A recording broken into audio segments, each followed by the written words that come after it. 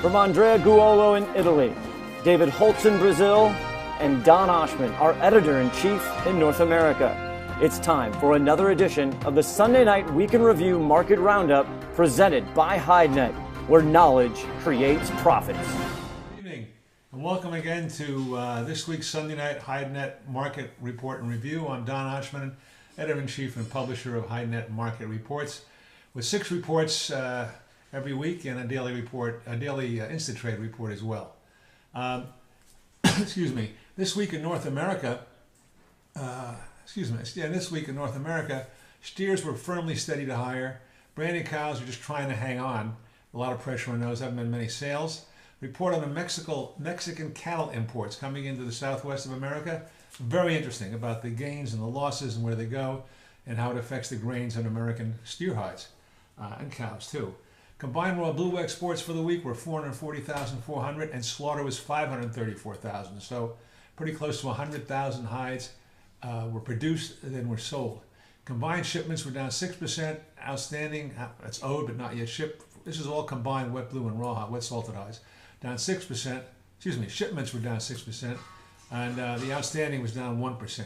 There was a report on split sales, about 4 million pounds. Amazing. In the previous week, 2 million pounds. Where all these splits are coming from, we need to find out, but it's amazing the volume.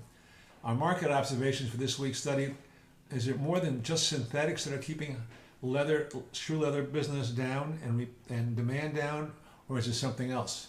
Read it and you'll find out. In Latin America this week, our David Holtz, who lives in Novo Hamburgo, reports that Brazilian fresh and raw hides are steady with the week before. Brazilian TR1 prices edge lower on disappointing volume. Tanners there did not have a good time well, they might have had a good time, didn't have good business in Linea Pelle in Milan. Argentine BA prices were slightly lower, but that was due to the currency adjustment. Uruguayan slaughter is down about 3% from last year. Paraguayan slaughter is up from last year.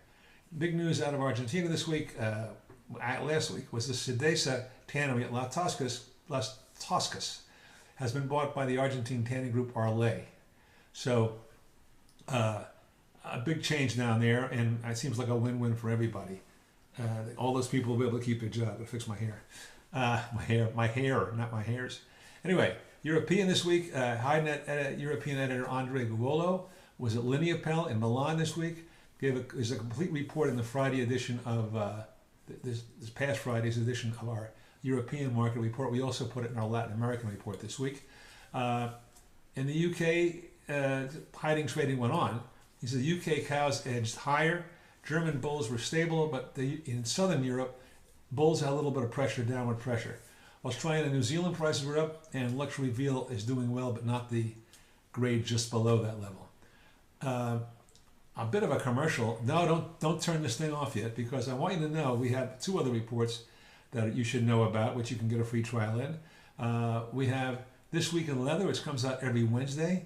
For example, the headlines in this past Wednesday's report talked about how China is in the process of closing 84 tanneries because of pollution, how India's leather sector is training 100,000 workers, how U.S. athletic footwear sales are up 8% last year, 2015, and much, much, much more.